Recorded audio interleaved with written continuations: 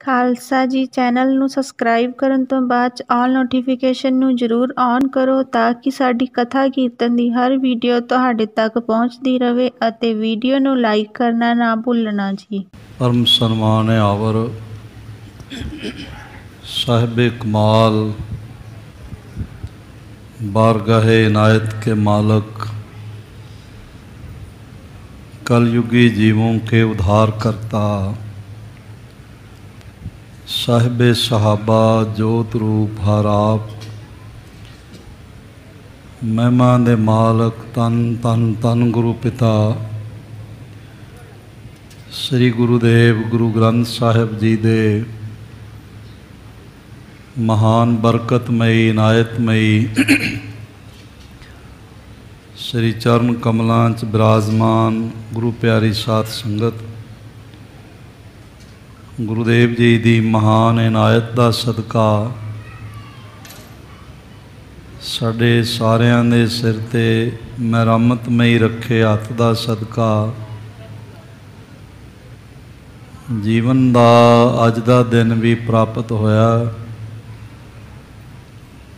और इस नवे दिन की जो नवे जन्म समान है शाम अजीज़ुल नवाज गनीमुल खराज पातशाह गुरु गोबिंद सिंह साहिब जी दे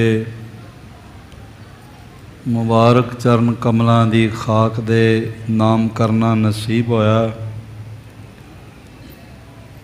सतगुरु जी की अथा निवाजिश का सदका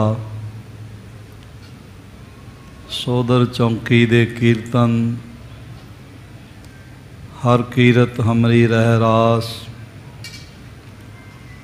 आरती अरदास ते फिर साहिब जी दे हुक्मनामे महाराज ने मेहर करदियां साडी झोली नूं निवाजदियां होया साडी झोली विच पाए हन। कुछ समा होर सतगुरु पातशाह मेरियां पीरियां दे दाते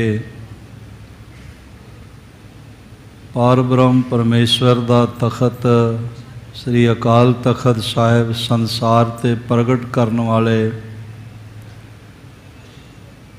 गुरु हरगोबिंद साहिब जी दियां अमृत जीवन कथड़ियां राही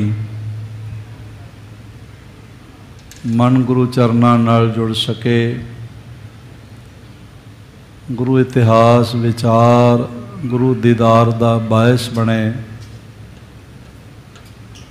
इसलिए जितने माता भराता हाजरीन हाजरी पर रहे हो पेशतर दोवां हत्थां नूं हिरदे दे सामने जोड़दियां नेत्र बंद करके ऐसा गहराई तो महसूस करिए कि साडा सीस गुरु हरगोबिंद साहिब जी दे चरण कमलों ते टिकिया है ते साहिब जियां ने मेहर भरिया हथ साडे सिर ते रखिया होया। गुरुदेव जी दे शब्द रूपी कदमां नूं गल वकड़ी करदियां चरण चुमदियां होया गुरु की अमृत फतेह द्वारा सांझ बनाइए। वाहिगुरु जी का खालसा वाहिगुरु जी की फतेह। कल तक सरवण करदियां इतना आपने सरवण किया कि भाई साधु अपने पिता साधे समेत सतगुरु जी दे महान सिख दी कन्या ब्याह के भाई आकुल जी दी जिन्हां दा नाम बीबी सूरती जी करके साडे इतिहास विच आया।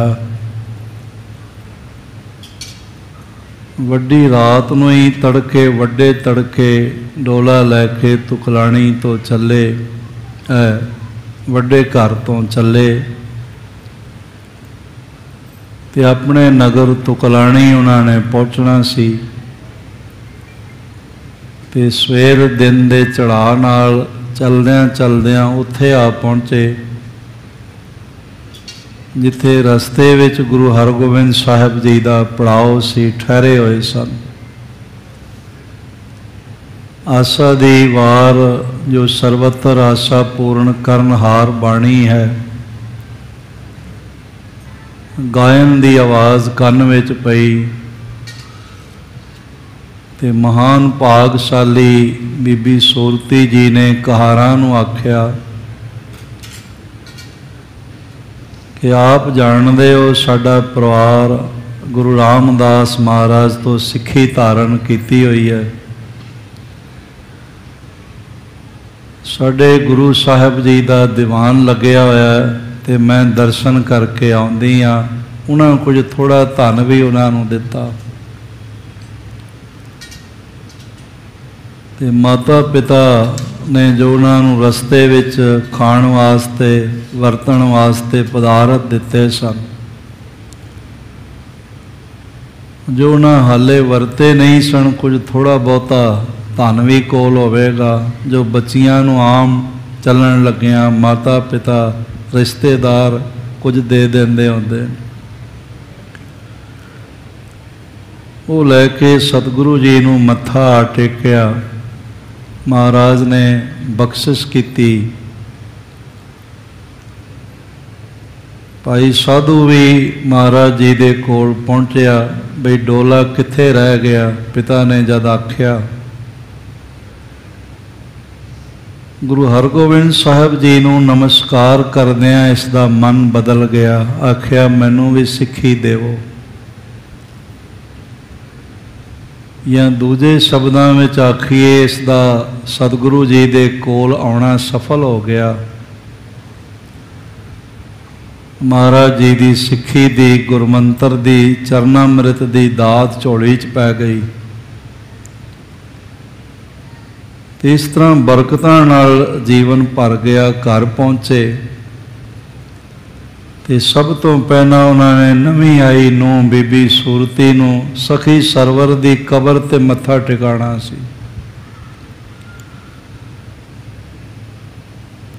भाई साधु जी ने ना कर दी। आख्या नहीं, असी मत्था नहीं टेकना, असी गुरु नानक दे सिख हो गए। असी गुरु बगैर होर किसे नूं मड़ी मसान होर किसे नूं मत्था नहीं टेकते। जद बार बार उन्होंने कहा तो भाई साधु ने कस के कबर दे लत नाल प्रहार किया। आख्या मैं तुरकां नूं नहीं मत्था टेकना, मैनू गुरु दे चरण प्राप्त होए ने। इस ढंग दे नाल नगर विच रौला पै गया भी इसने तो बड़ा वड्डा कुल नूं दाग ला दिता। सखी सरवर की कबर ते मत्था टेकण की बजाय लत नाल प्रहार किया है, बड़ा कुल नूं दाग लाया। पीर इस ते बड़ा नाराज हो जाएगा।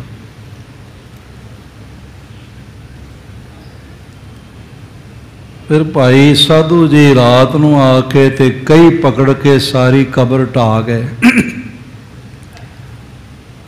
सवेरे पिंड वाले फिर बनाया करन, रात नूं भाई साधु फिर जाके ढा दिया करन। देखो इस परिवार की सिक्खी प्रति कितनी समर्पण की भावना है। क्या कबर मननी तो नहीं है, बल्कि अपने घर विचों खेतों चों कबर खत्म भी कर देनी, रहन भी नहीं देनी। कबरां दी पूजा इस्लाम भी नहीं मनता। इस्लाम विच भी कबरां दी कब्रस्तानां दी पूजा की ममानीयत है। वो बुरा समझते हैं जिहड़ा कबरां नूं पूजदा है। ये बस एवें ही कुछ अपना दाल फुलका चलाण वालियां ने झूठियां कबरां बनाईयां होईयां। ते मैं हैरान होना, पंजाब दियां जगह जगह खेतों च तुहानूं हरे झंडे दिख जाणगे, कबरां एवें ही बनाईयां। ये 9 गजा पीर है, ये 9 गजा पीर, एवें ही बनाई।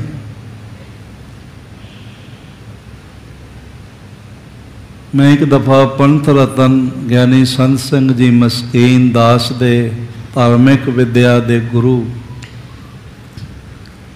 दास ते उस्ताद उन्हां नाल बाई रोड चल रहा सी ते 2-4 जगह वो हरे झंडे ते 9 गजे दियां कबरां दिखाई पईयां। मैं मस्कीन जियां नूं पुछया, मैं कहा महाराज जी ये 9 गजा किन्नी क थाई मरिया है, कि एक थां मरिया है कि कई थाई मरिया है? ते हस के कहण लगे या उन्होंने पता होवेगा या जिहड़े मनण वाले ने उन्होंने पता होवेगा। एवें खाम खाई कबरां बनाईयां होईयां, होवे सिख ते कबरां नूं पूजे, ये तो मैं अर्ज करां मत दा दिवाला निकलिया होया। भाई साधु जी दा गुरसिੱਖੀ नाल एक दिन पहलां ही जुड़ना ते अगले दिन कबर ढा देनी उन्हां दे हिरदे दी समर्पित भावना नूं बयान करदा है। इस तरह दे नाल आप जी ने सुरवण कीता कि सुन साधु ने लात प्रहारी तुरक मनता हमों बिसारी। आखिया मैं तुरकां नूं मनना ही छड्ड दिता, मैं इन्हां मरिया होया नूं किवें मन्नांगा? जे जिउंदा होवे ते चलो कुछ होवे, ते जे कोई मरिया होया ते उसनूं की मनना? हड्डियां वो भी है ने कि नहीं हैगियां, अपने आप ही झूठी कबर बनाई हुई। इतों तक आपने सरवण किया, अगली विचार सरवण करिए पेशतर। जितने बैठे हो एक दफा सारे आखो धन गुरु हरगोबिंद साहिब जी महाराज। एक दफा फिर आखो जी धन गुरु हरगोबिंद साहिब, धन गुरु हरगोबिंद साहिब जी महाराज। हाँ जी सतनाम वाह। श्री वाहिगुरु साहिब जी चौपाई गुर ते पाहुल ले हम आए। भाई साधु कहन लगा असी गुरु हरगोबिंद साहिब जी दे चरनां दी पाहुल लैके आए, गुरसिੱਖੀ धारण करके आए हैं, चरनामृत प्रवान करके आए हैं।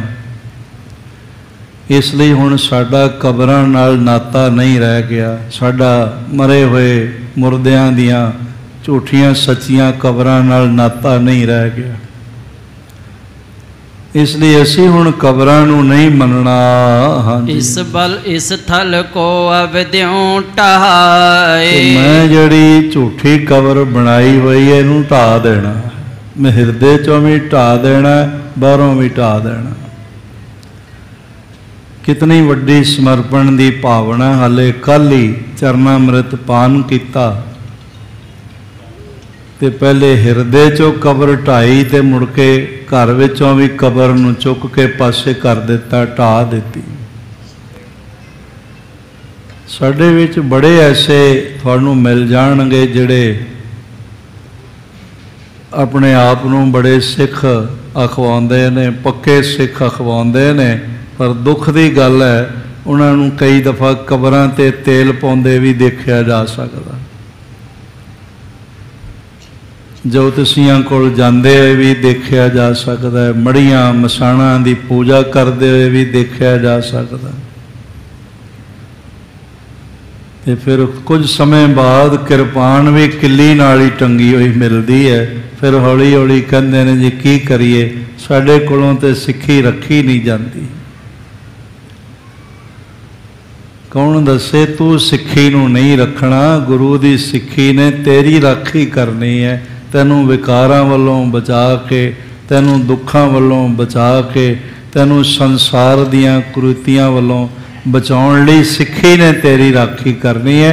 तू सिੱਖੀ नूं की रखना। ये महान गुरसिੱਖ ने भाई साधु महाराज जी दे मेहर दे पात्र बने। आखिया हुण मैं कबर ढा देन लगा हाँ। सब मिल कहियो मूढ़ कर मान। ते पिंड दे सारे लोग आखण लगे तू ते बड़ा मूर्ख है, खामोश रह, चुप कर, खबरदार जे कबर दे खिलाफ एक शब्द भी मूहों कढ़िया। हाँ जी एह विद सिखराई तोहे कौन। ये तेनों भैड़ी मत किने दे देती है कबर ढाउण वाली। खबरदार जे शब्द मुड़ के जबान तो कढ़िया। हम सरवर के सेवक महा, असी तां सखी सरवर दे वड्डे सेवक हां। साडा पिंड तां है ही ओदी किरपा नाल बचिया होया। कुल कलंक तैं बोलियो कहां, तू तां साडी कुल ते कलंक लाउण वाला है। ये की बोल दिता भी कबर नहीं रखनी, ढा देनी। हुण इन्हां नूं कौन दसदा भी ये तुहाडी कुल नूं कलंक लाउण वाली गल नहीं। ये तुहाडी कुल ते अनंत युगां दे जे कोई कलंक लगे भी होण ते वो धोण वाली गल है, वो खत्म करने वाली गल। जे कदी कोई दाग लग्या होवे वो उहनूं वाश आउट करने वाली गल है। ये कलंक लाउण वाली गल थोड़ी। इस ढंग दे नाल पिंड दे लोकां ने ते साधे ने विरोध कीता। करहम बाबरा देह विनाश, आख्या सखी सरवर तेनू पागल कर देवेगा ते तेनू खत्म कर देवेगा। अब भी कहो मैं सरवर दास, हुण भी तू मन लै बई मैं सरवर दा चेला हाँ, सरवर दा दास हाँ, गुरु दा सिख नहीं हाँ। इत्यादिक बहु कह कहारे। इस तरह बड़े सारे जड़े सखी सरवर दे वड्डे चेले बने हुए सन और इन्हां दा जेड़ा मुखी सी वो भी कह कह के समझा समझा के ते थक गए।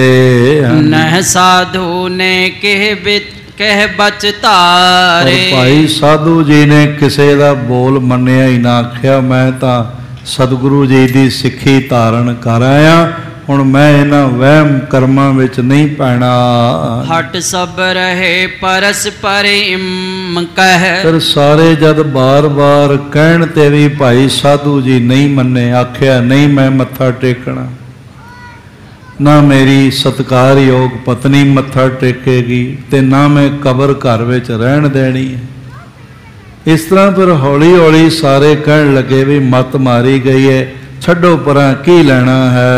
करियो बाबरा सरवर ने है, ते कुछ कहन लगे भी इनू तां सखी सरवर ने पागल कर दिता, जिहड़ा एक कबर ढाउण लग पिया है। सरब सुपत जब निशा मझारा, इस तरह जदों सारे रात विच सुते हुए सन, लेकर कही सुथान बिदारा। भाई साधु जी ने जिदा हुणे हुणे नवां नवां गुरसिखां दे घर विआह होया, उसने कई लैके ते चंगी तरह खोतर के कबर पुछां चुक के मारी। दिन मैं उठ सो सुगल बनावे, जिहड़े उठ के पिंड दे लोग आ जाण ते फिर बना देण। हुण दसो माटी के कर देवा देवी तिस आगे जियो देई। आप ही मिट्टी इकट्ठी करके इट्टां इकट्ठियां करके ला के ते आप ही मत्थे टेकण लग पे, है ते कख भी नहीं अगे। कैसे तोहे तार है सुन जड़, आप डुब्यो भव सागर। छुट हो काल जाल ते तब ही गहो शरण जग तागर। गुरु गोबिंद सिंह महाराज जी दे बोल। अक्षत धूप दीप अर्पत है, पाहन कछु ना खै है। ता मैं कहाँ सिद्ध है रे, जड़ तोहे कछु बरदे है। ये पत्थर ते पत्थर दियां बनाइया होइयां कबरां ये तैनू किथों कुछ दे सकदियां ने।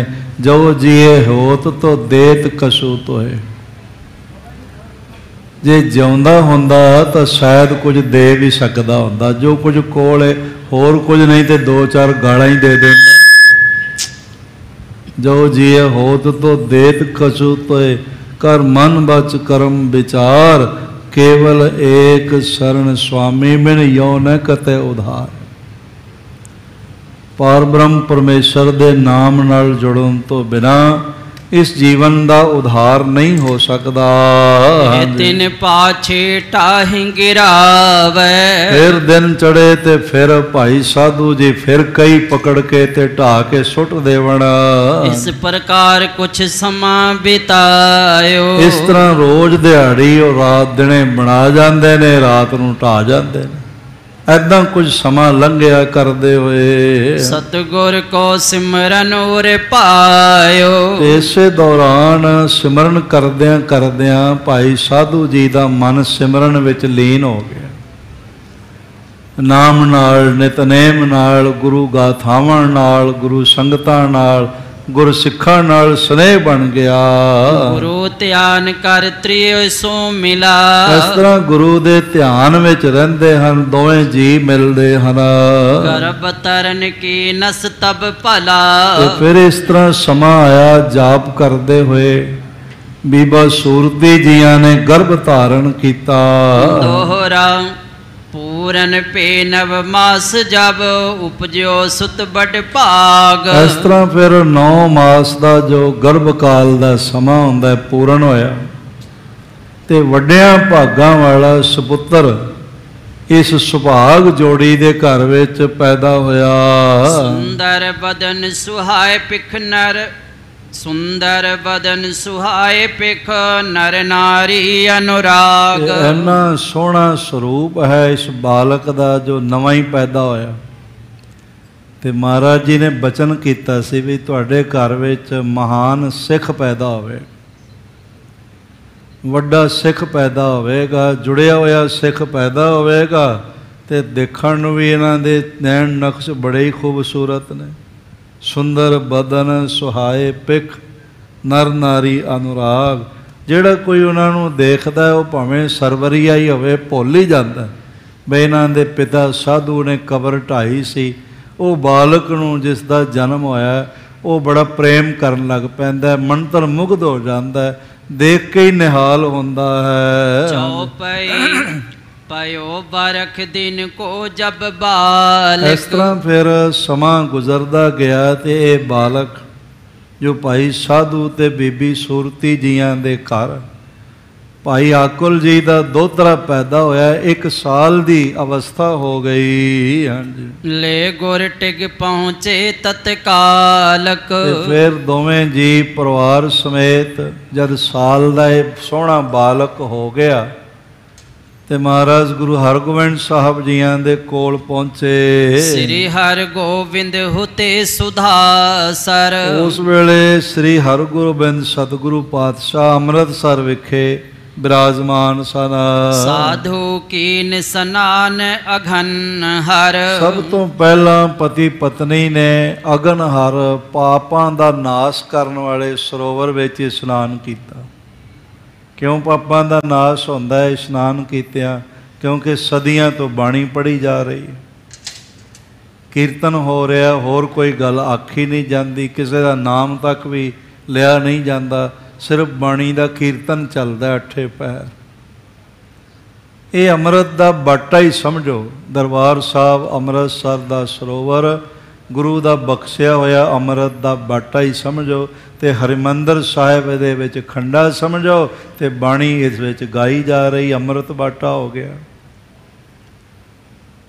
ਤੇ ਬਾਟਾ ਮਹਾਰਾਜ ਨੇ ਸਾਡੇ ਇਸ਼ਨਾਨ ਕਰਨ ਲਈ, ਜਲ ਛਕਣ ਲਈ, ਚੁੱਲ੍ਹਾ ਲੈਣ ਲਈ ਤਿਆਰ ਕੀਤਾ।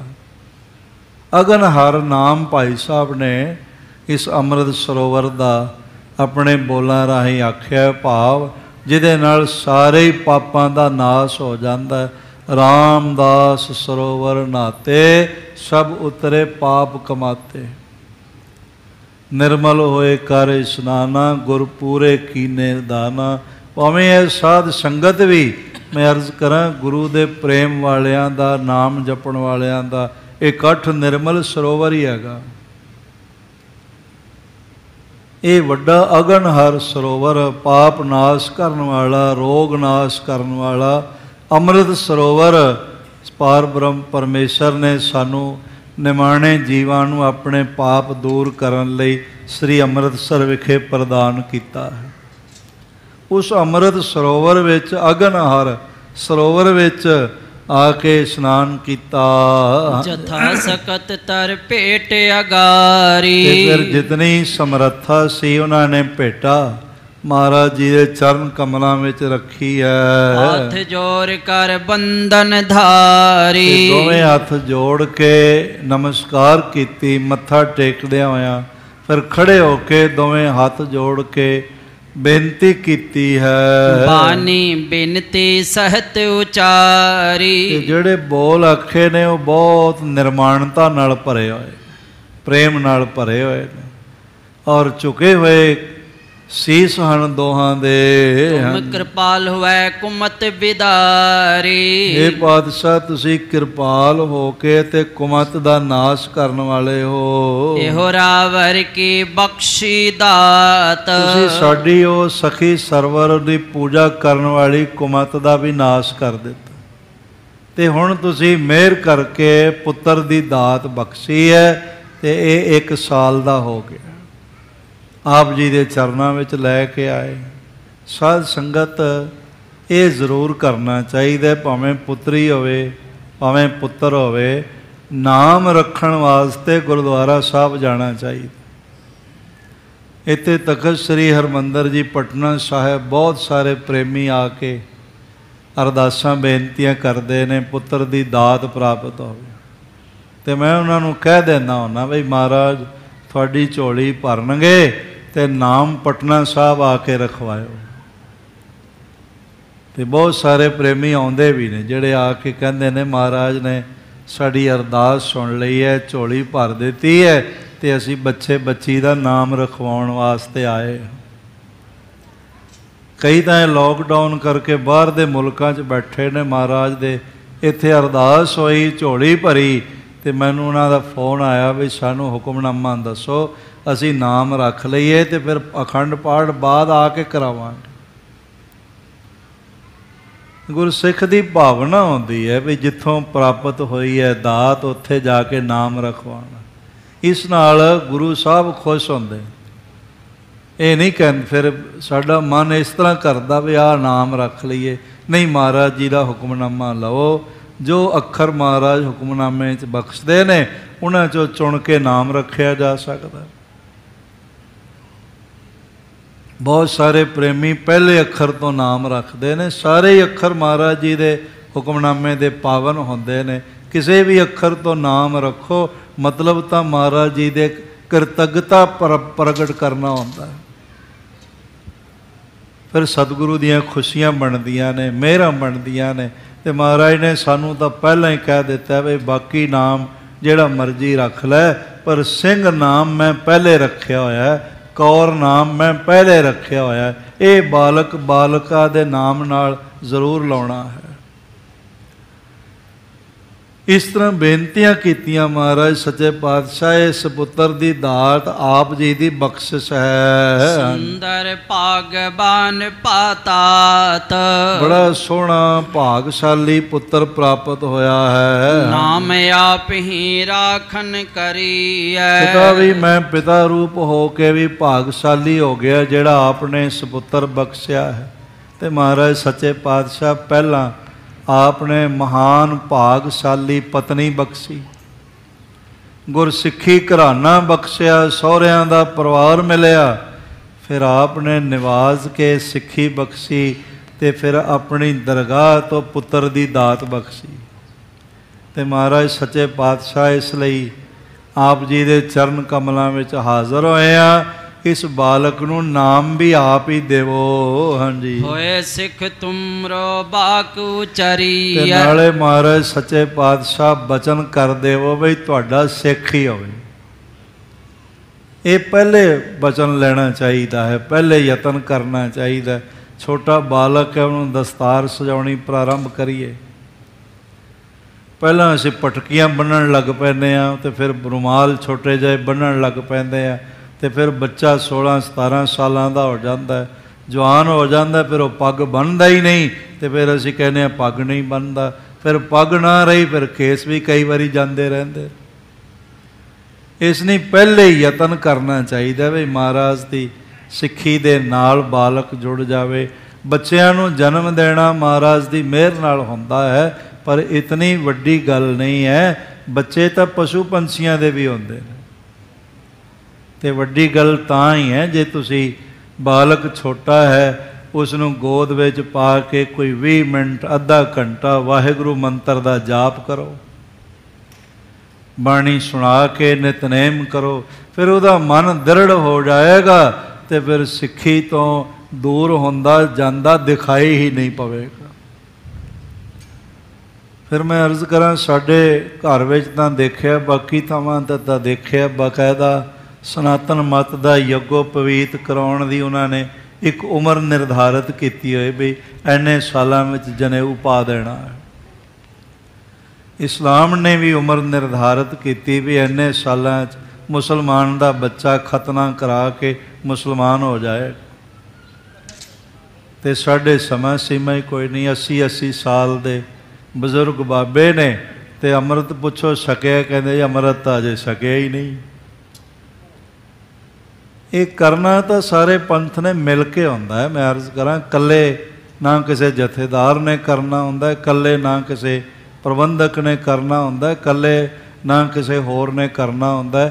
ਇਹ ਸਾਰੀ ਕੌਮ ਮਿਲ ਕੇ ਕਰ ਲਵੇ ਤੇ ਇੱਕ ਸਮਾਂ ਨਿਰਧਾਰਿਤ ਕਰ ਲਈਏ ਕਿ ਬੱਚੇ ਦਾ 9ਵਾਂ ਜਨਮ ਦਿਨ ਤਾਂ ਮਨਾਵਾਂਗੇ, ਉਹਨੂੰ ਪਹਿਲੇ ਅੰਮ੍ਰਿਤ ਛਕਾ ਲਵਾਂਗੇ।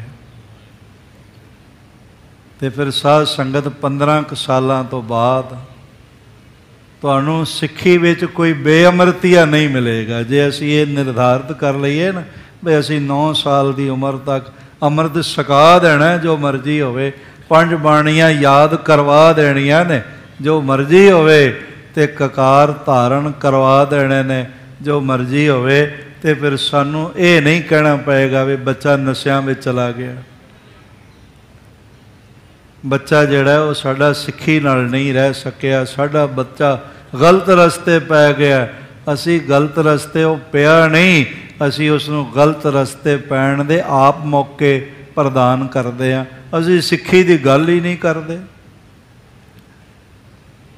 ਬਾਕੀ ਐਜੂਕੇਸ਼ਨ ਵੱਡੀ ਤੋਂ ਵੱਡੀ ਦਿਲਵਾਓ, ਹਾਇਰ ਐਜੂਕੇਸ਼ਨ ਦਿਵਾਓ, ਡਾਕਟਰ ਬਣਾਓ, ਇੰਜੀਨੀਅਰ ਬਣਾਓ, ਲਾਇਰ ਬਣਾਓ, ਪਾਇਲਟ ਬਣਾਓ, ਪਰ ਸੱਚ ਜਾਣਨਾ ਹੈ ਸਭ ਤੋਂ ਪਹਿਲੇ ਉਹਨਾਂ ਨੂੰ ਸਿੱਖ ਜ਼ਰੂਰ ਬਣਾਈਏ।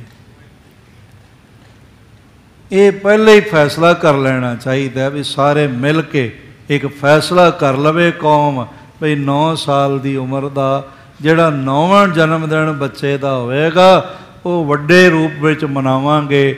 ਗੁਰੂ ਗ੍ਰੰਥ ਸਾਹਿਬ ਜੀ ਦੇ ਚਰਨ ਘਰ ਵਿੱਚ ਪੈਣਗੇ, ਕੀਰਤਨ ਹੋਵੇਗਾ, ਸਮਾਗਮ ਹੋਵੇਗਾ, ਤੇ 9ਵਾਂ ਜਨਮ ਦਿਨ ਉਹਨੂੰ ਅੰਮ੍ਰਿਤ ਛਕਾ ਕੇ ਮਨਾਵਾਂਗੇ। ਕੌਮ ਆਪੇ ਗੁਰੂ ਨਾਲ ਜੁੜ ਜਾਏਗੀ। ਸਾਨੂੰ ਰੋਜ਼ ਉਲਾਮੇ ਨਹੀਂ ਆਉਣਗੇ ਵੀ ਇਹ ਹੋ ਗਿਆ, ਇਹ ਹੋ ਗਿਆ। ਇਹ ਭਾਈ ਸਾਧੂ ਜੀ ਨੇ ਵੀ ਸਾਨੂੰ ਕਰਕੇ ਦਿਖਾਇਆ ਬਈ ਨਾਮ ਵੀ ਉਸ ਦੇ ਕੋਲ ਹੀ ਰਖਵਾਉਣਾ ਜਿਹਨੇ ਦਾਤ ਬਖਸ਼ੀ, ਮਿਹਰ ਕੀਤੀ ਹੈ। ਮਹਾਰਾਜ ਬਚਨ ਕਰੋ ਕਿ ਬੱਚਾ ਸਿੱਖ ਹੋਵੇ। ਸ੍ਰੀ ਗੁਰਪਿਖਿਓ ਰੂਪ ਅਭਿਰਾਮ। ਮਹਿਮਾ ਦੇ ਮਾਲਕ ਗੁਰੂ ਹਰਗੋਬਿੰਦ ਸਾਹਿਬ ਜੀ ਨੇ ਆਪਣੀ ਗੋਦ ਵਿੱਚ ਬਾਲਕ ਨੂੰ ਉਠਾਇਆ, ਦੋਵਾਂ ਹੱਥਾਂ 'ਤੇ ਲਿਆ, ਮੁਸਕਰਾਏ, ਮਸਤਕ ਦੇਖਿਆ, ਗਲ ਨਾਲ ਲਾਇਆ, ਆਖਿਆ ਬੜਾ ਸੋਹਣਾ ਹੈ, ਬੜਾ ਰੂਪਵਾਨ ਬਾਲਕ ਹੈ, ਤੇ ਫਿਰ ਇਹ ਨਾਮ ਰੱਖ ਦਿੱਤਾ ਉਪਚੰਦ ਧਰਜਾ ਤੇ ਨਾਮ। ਮਹਾਰਾਜ ਕਹਿਣ ਲੱਗੇ ਫਿਰ ਇਹਦਾ ਨਾਮ ਸਾਧੂ ਜੀ ਅਸੀਂ ਰੂਪਚੰਦ ਰੱਖ ਦਿੱਤੇ ਬਈ ਇਹ ਤਾਂ ਇਸ ਤਰ੍ਹਾਂ ਰੂਪਵਾਨ ਹੈ ਜਿਵੇਂ ਚੰਨਰਮਾ ਹੋਵੇ। ਰੂਪਚੰਦ ਇਹਨਾਂ ਦਾ ਨਾਮ ਰੱਖਦੇ ਹਾਂ। ਰੂਪਾਏ ਹੋ ਬਿਦਤਾ। ਸਾਰੀ ਦੁਨੀਆ ਵਿੱਚ ਇਸ ਬਾਲਕ ਨੂੰ ਭਾਈ ਰੂਪਾ ਕਿਹਾ ਜਾਏ, ਤੇ ਰੂਪ ਕਿਸ ਦਾ ਹੈ? ਗੁਰੂ ਦਾ ਦਿੱਤਾ ਹੋਇਆ। ਅੱਜ ਵੀ ਉਹਨਾਂ ਦੇ ਨਗਰ ਦਾ ਨਾਮ ਵੀ ਭਾਈ ਰੂਪਾ ਹੀ ਹੈ।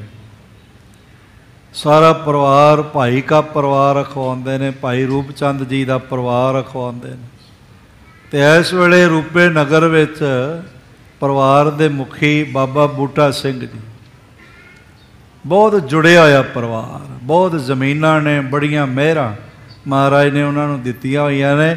ਤੇ ਉਹਨਾਂ ਦੇ ਘਰ ਗੁਰੂ ਗੋਬਿੰਦ ਸਿੰਘ ਮਹਾਰਾਜ ਜੀ ਸਮੇਤ ਗੁਰੂ ਪਾਤਸ਼ਾਹ ਦੇ 9 ਲਿਖੇ ਹੋਏ ਹੁਕਮਨਾਮੇ ਹਨ। ਇਹੋ ਜਿਹਾ ਪਰਿਵਾਰ ਹੈ।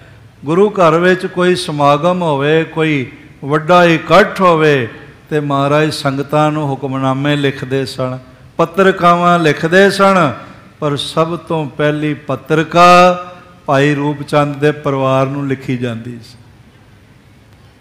ਇਹ ਪਿਛਲੇ ਗੁਰਪੁਰਬ 'ਤੇ ਅਸੀਂ ਵੀ, ਮੈਂ ਪ੍ਰਬੰਧਕਾਂ ਨੂੰ ਕਿਹਾ, ਮੈਂ ਕਿਹਾ ਅਸੀਂ ਸਾਰੇ ਕੀਰਤਨੀਆਂ ਨੂੰ, ਸੰਗਤਾਂ ਨੂੰ, ਮਹਾਂਪੁਰਖਾਂ ਨੂੰ ਪੱਤਰਕਾਵਾਂ ਲਿਖਣੀਆਂ ਨੇ, ਪਰ ਪਹਿਲਾ ਪੱਤਰ ਭਾਈ ਰੂਪਚੰਦ ਦੇ ਪਰਿਵਾਰ ਨੂੰ ਲਿਖਿਆ ਜਾਏ।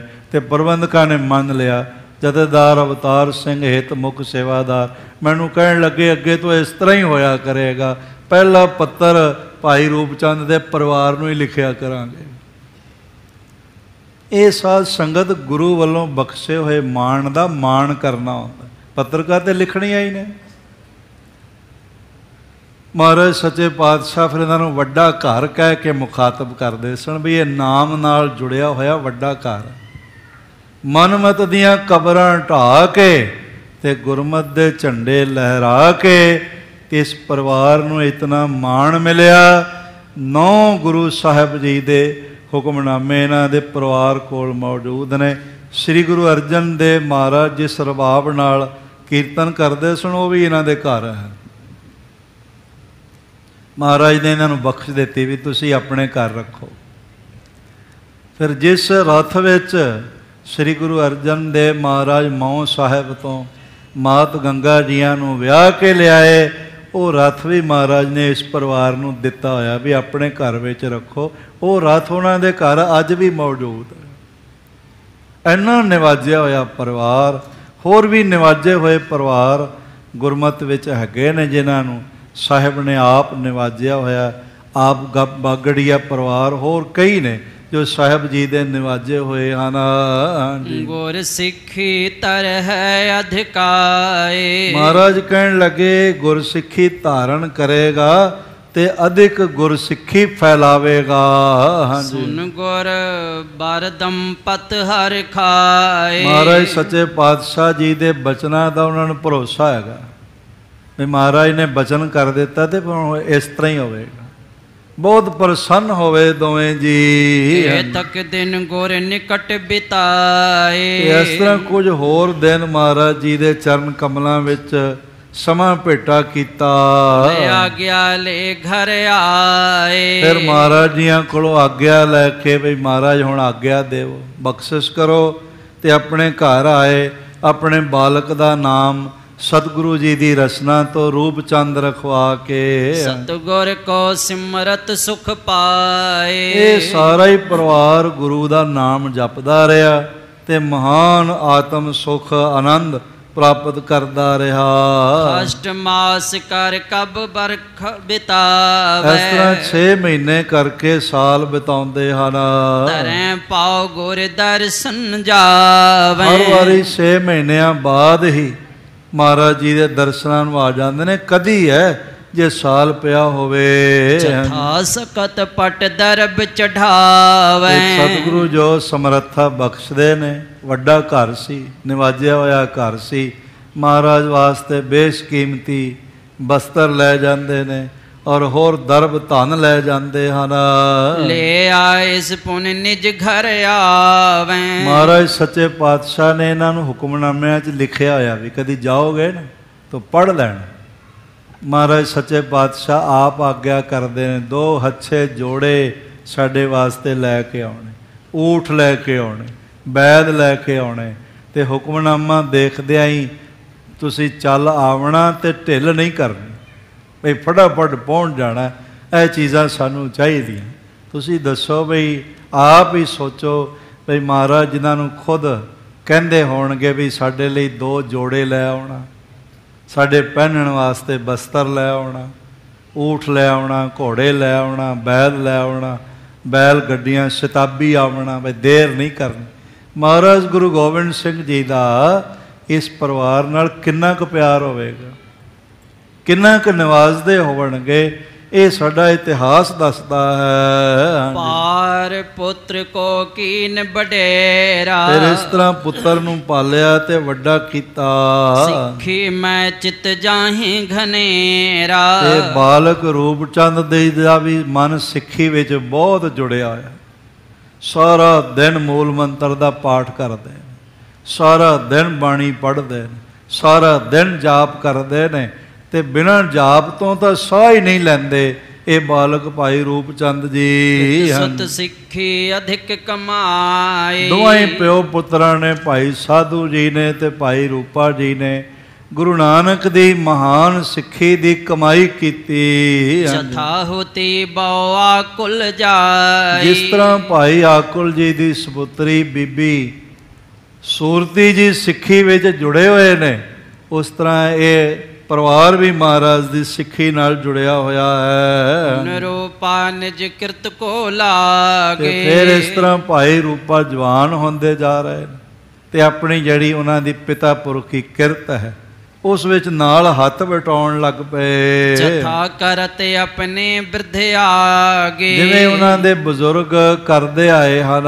ਪਿਤਾ ਪੁੱਤਰ ਜੁਗ ਕਰੈ ਕਮਾਈ। ਦੋਵੇਂ ਪਿਓ ਪੁੱਤਰ ਭਾਈ ਸਾਧੂ ਜੀ ਤੇ ਭਾਈ ਰੂਪਾ ਜੀ ਵੱਡੀ ਮਿਹਨਤ ਕਰਦੇ ਨੇ ਤੇ ਕਮਾਈ ਕਰਦੇ, ਤੇ ਜੋ ਧਨ ਆਉਂਦਾ ਹੈ ਖੇਤਾਂ 'ਚ, ਜੋ ਅਨਾਜ ਆਉਂਦਾ ਹੈ, ਜੋ ਹੋਰ ਫਲ ਆਦਿਕ ਹੁੰਦੇ ਨੇ, ਉਹ ਪ੍ਰੇਮ ਨਾਲ ਭਰ ਕੇ ਤੇ ਆਪਣੇ ਸੀਸ ਤੇ ਚੁੱਕ ਕੇ ਮਹਾਰਾਜ ਜੀ ਦੇ ਘਰ ਭੇਟਾ ਕਰਕੇ ਆਉਂਦੇ ਨੇ। ਇਸ ਤਰ੍ਹਾਂ ਨੇਕ ਕਮਾਈ ਕਰ ਰਹੇ ਹਨ। ਜਥਾ ਰਹਿ ਸਤਿਗੁਰ ਸਰਣਾਈ। ਤੇ ਭਾਵੇਂ ਕਿਧਰੇ ਰਹਿਣ, ਦਿਨ ਰਾਤ ਗੁਰੂ ਦੀ ਚਰਨਾਂ ਨਾਲ ਹੀ ਜੁੜੇ ਰਹਿੰਦੇ, ਭਾਵ ਨਾਮ ਨਾਲ ਜੁੜੇ ਰਹਿੰਦੇ ਹਨ। ਮਾਤ ਪਿਤਾ ਸਿੱਖ ਹੁਤੇ ਅਗਾਰੀ। ਮਾਂ ਪਿਓ ਭਾਈ ਰੂਪਚੰਦ ਜੀ ਦੇ ਪਹਿਲਾਂ ਹੀ ਸਿੱਖ ਹਨ। ਪੁੱਤਰ ਭਇਓ ਪ੍ਰੇਮੀ ਤਬ ਭਾਰੀ। ਇਸੇ ਤਰ੍ਹਾਂ ਜਿਹੜਾ ਮਾਤਾ ਪਿਤਾ ਦੇ ਕੋਲ ਸਿੱਖੀ ਦਾ ਜਜ਼ਬਾ ਹੈ, ਗੁਰੂ ਸਾਹਿਬ ਜੀ ਦੀ ਸ਼ਰਧਾ ਦਾ, ਸਤਿਕਾਰ ਦਾ, ਭਰੋਸੇ ਦਾ ਖਜ਼ਾਨਾ ਹੈ। ਜਿਵੇਂ ਮਾਂ ਪਿਓ ਦੀ ਕਮਾਈ ਹੋਈ ਦੌਲਤ ਪੁੱਤਰ ਨੂੰ ਮਿਲਦੀ ਹੈ ਨਾ, ਇਸ ਤਰ੍ਹਾਂ ਮਾਂ ਪਿਓ ਦਾ ਕਮਾਇਆ ਹੋਇਆ ਸੁਭਾਅ ਵੀ ਪੁੱਤਰ ਨੂੰ ਮਿਲਦਾ, ਗੁਣ ਅਵਗੁਣ ਵੀ ਪੁੱਤਰ ਨੂੰ ਮਿਲਦਾ। ਹੁਣ ਬਾਅਦ ਵਿੱਚ ਅਸੀਂ ਕਹਿਣ ਲੱਗ ਪੈਣਾ ਜੀ ਕੀ ਕਰੀਏ ਜੀ, ਮੁੰਡਾ ਜੂਆ ਖੇਲਣ ਲੱਗ ਪਿਆ, ਪਿਓ ਨੂੰ ਦੇਖਦਾ ਹੋਵੇਗਾ। ਮੁੰਡਾ ਜੀ ਸ਼ਰਾਬ ਪੀਣ ਲੱਗ ਪਿਆ, ਨਸ਼ਾ ਕਰਨ ਲੱਗ ਪਿਆ, ਪਿਓ ਨੂੰ ਦੇਖਦਾ ਹੋਵੇਗਾ। ਜੇ ਪਿਓ ਨੇ ਸਾਹਮਣੇ ਬਹਿ ਕੇ ਸ਼ਰਾਬ ਪੀਣੀ ਹੈ ਤੇ ਪੁੱਤਰ ਨੂੰ ਕਿਵੇਂ ਰੋਕੇਗਾ? ਸਭ ਕੁਝ ਤਬਾਹ ਹੋ ਜਾਂਦਾ ਹੈ। ਨਸ਼ੇ ਦਾ ਦੂਜਾ ਨਾਮ ਨਾਸ ਹੈਗਾ, ਨਾਸ ਕਰ ਦਿੰਦਾ। ਇਸ ਤਰ੍ਹਾਂ ਜੇ ਮਾਂ ਪਿਓ ਸਿੱਖ ਹੋਵਣ, ਬਾਣੀ ਪੜ੍ਹਨ ਵਾਲੇ ਹੋਵਣ, ਭਰੋਸੇ ਵਾਲੇ ਹੋਵਣ, ਸੇਵਾ ਭਾਵਨਾ ਵਾਲੇ ਹੋਵਣ, ਤੇ ਜਾਇਦਾਦ ਦੇ ਨਾਲ ਨਾਲ ਇਹ ਰੱਬੀ ਗੁਣ ਵੀ ਉਹਨਾਂ ਦੀ ਝੋਲੀ 'ਚ ਪੈ ਜਾਂਦੇ, ਇਹ ਰੱਬੀ ਬਰਕਤਾਂ ਉਹਨਾਂ ਦੀ ਝੋਲੀ 'ਚ ਪੈ ਜਾਂਦੀਆਂ। ਮਹਾਨ ਪਵਿੱਤਰ ਬ੍ਰਹਮ ਗਿਆਨੀ ਆਤਮਾ ਮਾਤਾ ਬੀਬੀ ਸੂਰਤੀ ਜੀ ਤੇ ਭਾਈ ਸਾਧੂ ਦੇ ਮਹਾਂਗੁਣ ਵੀ, ਬਰਕਤਾਂ ਵੀ, ਨਾਮ ਅਭਿਆਸ ਦੀਆਂ ਵੱਡੀਆਂ ਵਡਿਆਈਆਂ ਵੀ ਭਾਈ ਰੂਪਚੰਦ ਜੀ ਦੇ ਝੋਲੀ 'ਚ ਹੋਰ ਪੈ ਗਈਆਂ। ਗੁਰੂ ਪਰਮੇਸ਼ਰ ਰੂਪ। ਤੇ ਸਤਿਗੁਰੂ ਨੂੰ ਪਾਰ ਬ੍ਰਹਮ ਪਰਮੇਸ਼ਵਰ ਰੂਪ ਹੀ ਸਮਝਦੇ ਹਨ। ਸਦਾ ਅਰਾਧੇ ਹਿਰਦੈ ਅਨੂਪ। ਜਿਸ ਵਰਗਾ ਹੋਰ ਕੋਈ ਜਗਤ ਤੇ ਨਹੀਂ, ਭਾਵ ਗੁਰੂ ਹਰਗੋਬਿੰਦ ਸਾਹਿਬ ਮਹਾਰਾਜ ਜਿਨ੍ਹਾਂ ਦੀ ਉਪਮਾ ਹੀ ਨਹੀਂ ਕਿਸੇ ਦੇ ਬਰਾਬਰ ਦਿੱਤੀ ਜਾ ਸਕਦੀ, ਉਹਨਾਂ ਨੂੰ ਸਦਾ ਹੀ ਅੰਦਰ ਧਿਆਨ ਵਿੱਚ ਸਿਮਰਦੇ ਹਨ। ਗੁਰੂ ਡਰੋਲੀ ਮੈਂ ਚੱਲਿਆ। ਫਿਰ ਇਸ ਤਰ੍ਹਾਂ ਸਮਾਂ ਪਾ ਕੇ ਫਿਰ ਮਹਾਰਾਜ ਭਾਈ ਕੇ ਡਰੋਲੀ 'ਚ ਆਏ ਹਨ। ਸੁਨ ਮਨ ਵਿਖਾਇਆ ਦੁੱਖ ਹੁਲਸਾਏ। ਤਾਂ ਪਤਾ ਲੱਗਿਆ ਵੀ ਮਹਾਰਾਜ ਨੇੜੇ ਹੀ ਆਏ ਹਨ, ਜਿੱਥੇ ਸਿੱਖੀ ਮਿਲੀ ਸੀ ਭਾਈ ਸਾਧੂ ਜੀ ਨੂੰ ਉੱਥੇ ਹੀ ਆਏ ਨੇ, ਤੇ ਬਹੁਤ ਮਨ ਵਿੱਚ ਆਨੰਦਿਤ ਹੋਏ। ਦਰਸ਼ਨ ਦਿਵਸ ਬਸੋਏ ਕਰੇ। ਤੇ ਵਿਸਾਖੀ ਦੇ ਦਿਨ ਆ ਕੇ ਮਹਾਰਾਜ ਜੀ ਦਾ ਦਰਸ਼ਨ ਸਾਰੇ ਪਰਿਵਾਰ ਨੇ ਕੀਤਾ। ਬੀਬੀ ਸੂਰਤੀ ਜੀਆਂ ਨੇ ਵੀ ਦਰਸ਼ਨ ਕੀਤੇ ਤੇ ਰੋ ਰੋ ਕੇ ਮਹਾਰਾਜ ਜੀ ਦੇ ਚਰਨ ਹੰਝੂਆਂ ਨਾਲ ਧੋ ਦਿੱਤੇ। ਅੰਦਰ ਪ੍ਰੇਮ ਬੜਾ, ਬੈਰਾਗ ਬੜਾ। ਭਾਈ ਸਾਧੂ ਜੀ ਵੀ, ਭਾਈ ਰੂਪਚੰਦ ਜੀ ਵੀ ਬਹੁਤ ਬੈਰਾਗ ਕਰ ਰਹੇ ਨੇ, ਤੇ ਮਹਾਰਾਜ ਜੀ ਦੇ ਕਦਮਾਂ ਨੂੰ ਗੱਲ ਵੱਖਰੀਆਂ ਕੀਤੀਆਂ ਕਿ ਸਤਿਗੁਰੂ ਪਿੱਠ ਤੇ ਮਿਹਰ ਭਰਿਆ ਹੱਥ ਰੱਖਦੇ, ਥੱਪ ਥਪਾਉਂਦੇ ਨੇ ਤੇ ਕਹਿੰਦੇ ਨੇ ਭਾਈ ਸਾਧੂ ਤੇਰੇ ਘਰ ਵਿੱਚ ਤਾਂ ਗੁਰੂ ਨਾਨਕ ਨੇ ਸਿੱਖੀ ਦਾ ਬੂਟਾ ਲਾ ਦਿੱਤਾ, ਇਹ ਬੂਟਾ ਕਦੀ ਸੁੱਕਣਾ ਨਹੀਂ। ਇਹ ਬਚਨ ਵੀ ਕੀਤੇ ਹਨ। ਨਿਤ ਪ੍ਰਤ ਪ੍ਰੇਮ ਹੋ ਤੁਰ ਹਰਿਓ। ਔਰ ਇਸ ਤਰ੍ਹਾਂ ਦੇ ਨਾਲ ਨਿਤਾ ਪ੍ਰਤੀ ਪ੍ਰੇਮ ਬਣਦਾ ਜਾਂਦਾ ਹੈ ਤੇ ਮਾਨੋ ਹਿਰਦਾ ਹੀ ਸਤਿਗੁਰੂ ਜੀ ਨੇ ਇਹਨਾਂ ਦਾ ਹਿਰਦੇ ਵਿੱਚ ਗੁਰੂ ਵਸ ਗਿਆ, ਗੁਰੂ ਨੇ ਹਿਰਦਾ ਹੀ ਹਰ ਲਿਆ ਹੈ। ਆ ਗਿਆ ਲੈ ਨਿਜ ਘਰ ਕੋ ਆਏ। ਫਿਰ ਇਸ ਤਰ੍ਹਾਂ ਵਿਸਾਖੀ ਦੇ ਸਮਾਗਮਾਂ ਵਿੱਚ ਹਾਜ਼ਰੀਆਂ ਭਰ ਕੇ ਤੇ ਮਹਾਰਾਜ ਸੱਚੇ ਪਾਤਸ਼ਾਹ ਜੀ ਕੋਲੋਂ ਆਗਿਆ ਲੈ ਕੇ ਮੇਰਾ ਭਰਿਆ ਹੱਥ ਸਿਰ ਤੇ ਰਖਵਾ ਕੇ ਤੇ ਆਪਣੇ ਘਰ ਆਏ ਹਨ। ਜਿਵੇਂ ਸੰਗਤਾਂ ਇੱਥੇ ਆਉਂਦੀਆਂ ਨੇ ਤਖਤ ਸਾਹਿਬ, ਮਹਾਰਾਜ ਜੀ ਮੇਰਾ ਭਰੇ ਸਿਰ ਤੇ ਹੱਥ ਰੱਖਦੇ ਨੇ, ਨਿਵਾਜ਼ਦੇ ਨੇ, ਝੋਲੀਆਂ ਭਰਦੇ ਨੇ ਤੇ ਫਿਰ 2, 4, 10 ਦਿਨ ਰਹਿ ਕੇ ਸੰਗਤਾਂ ਆਪਣੇ ਘਰ ਜਾਂਦੀਆਂ। यही सारा दृश्य बनता रहा। जस कहत सुनत सुख पाए। गुरु पातशाह जी का जस दुनिया नूं सुणाउंदे ने ते किसे कोई सुनावे तां सुनदे ने ते अत्यंत सुख पाव दा अनुभव करदे हन। पिता पुत आपस में सदा ते होर गल्लां नहीं करते। दोवें पिता ते पुत्र, भाई साधू जी ते भाई साहब भाई रूपचंद जी होर दुनियावी गल्लां नहीं करते। हाँ जी, और कीरत पाखें जद कदा ते हमेशा सतगुरु जी दी वडियाई दा जिक्र करते। महाराज जी दियां गाथावां एक दूजे नूं सुणाउंदे ने। बालक समय विच जो महाराज ने नाम रखिया वो बार बार अपने पिता भाई साधु कोलों पुछदे ने, अच्छा महाराज ने मैनू अपने हत्थां च उठा लिया सी, मेरे वाल देखिया सी, मेर दी नज़र कीती सी, मेरा नाम रखिया सी। ते भाई साधु हाँ हाँ करके सिर हिलाउंदे। इस तरह होर कोई जिक्र नहीं चलता। दिहाड़ी च कई कई बार भाई रूपचंद अपने बाल समय विच महाराज नाल मेल होया। महाराज दा बचन किवें होया भी तुहाडे घर च सिख पैदा होवे, ये बार बार पुछदे ने ते फिर बैराग तारी हो जाता है। ते भाई साधु बार बार दसदे हन। जेठ मास आयो जिस काला, फिर हौली विसाख लंघिया ते ज्येष्ठ महीना गर्मी दा आ गया। ठंड सूर ते काम विसाला, पर ठंड सूरज है ते बहुत धुप है, गर्मी बहुत है। दसहों दिस में तपत घनेरी, बस हर पासे अग बरसदी पई है, इतना समा गर्मी दा आ गया। लोवा चले बेग तिस वे, उस वेले बड़ी तेज गर्म लूआं चलदियां ने, गर्म हवावां तपदियां होइयां चलदियां हन। एक दिन पिता पुत जुग आए, एक दिन पिता पुत जुग मिले। एक दिन दोवें पिता पुत्र भाई साधु जी ते भाई रूपा जी मिल करके बाडन काठ बहर को चले, ते कमकार करन वास्ते लकड़ा कटण लई बाहर चले सदा। उते दूर साधु तब कहियो, और इस तरह दूर जाना सी लकड़ा कटण वास्ते। ते भाई साधु जी ने अपने महान गुरसिख सपुत्र निवाजी हुई आत्मा भाई रूपचंद जियां नूं आख्या, अधिक बाहर हुए लहे। आख्या पुत्र रूपचंद बाहर बड़ी तपत है, तपश बड़ी है, बड़ा गर्मी दा समा है। सुत जल कूना पर ली, मेरे प्यारे बच्चे जल दा कूना भर ले। कूना एक मोटे निवार जाए कपड़े दा बनिया होया एक हुंदा सी, जिहदे विच पानी रुक जांदा सी, पानी लीक नहीं करता सी। उसनूं इस तरह नाल तैयार करते सन, थैले जे वर्गा, और उस दे विच पानी पा लैंदे सी। मशक दी टाइप दा इह हुंदा सी। ते कुन्ना वैसे बर्तन नूं मिट्टी दे नूं भी कह दिंदे ने, या सुराही आदक सी। आखिया ये चंगी तरह पानी दी लबालब भर लो। ते गर्मी दे दिन विच इस दे रेसे पानी नाल भिज जांदे सी ते हवा टकराउंदी सी ते पानी ठंडा हो जांदा। नैचुरल कूलर इहनूं कह सकदे। उन्हां दिनां 'च रैफ्रीजरेटर नहीं होंदे सन ते नैचुरल कूलर सन इन्हां नाल। ते जिहड़े अंदर भी एयर कंडीशनर उदों नहीं होंदे सन ते दब दियां बना के ना, खस दियां टट्टियां बना के ते वो जिहड़ियां सिकड़ियां जिहियां पर्दे जहे वो दरवाज़ियां ते लाए जांदे सन भ्यों के। फिर हवा क्रॉस होंदी सी ते कमरा ठंडा हो जाता। खस ते दब इन्हां चों नाले सुगंधी भी आउंदी सी ते अमीर परिवार होर सुगंधियां दा छिड़काव भी कर लैंदे सी।